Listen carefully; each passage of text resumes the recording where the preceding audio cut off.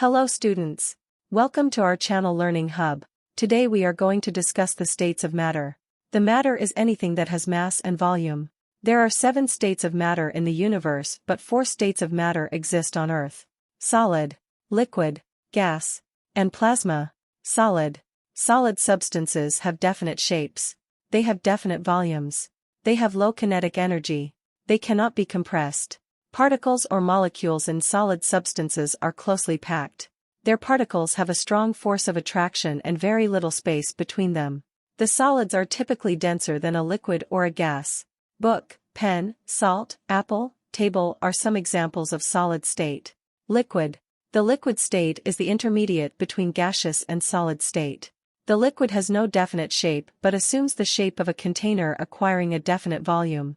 The molecules of liquid have less kinetic energy than gases. They cannot be compressed. Particles or molecules in liquid are less closely packed due to less force of attraction between particles.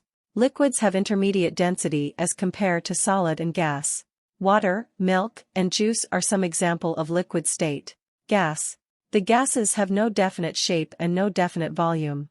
The gas particles have very high kinetic energy. They can be compressed. The gas particles are widely separated from each other. Force of attraction between molecules is negligible. They have low density. Air is example of gaseous state. Plasma. English scientist William Crookes identified the 4th state of matter known as plasma. It was discovered by adding energy to a gas. Plasma has no fixed shape and no definite volume. The particles in plasma have very high kinetic energy. They can be compressed. Particles are widely separated because they have negligible force of attraction. They have low density. Lightning makes plasma naturally. Plasma state is used in making fluorescent light bulb and neon sign. Do not forget to subscribe my channel. Like and subscribe my video. Comment below in comment section. Thanks for watching.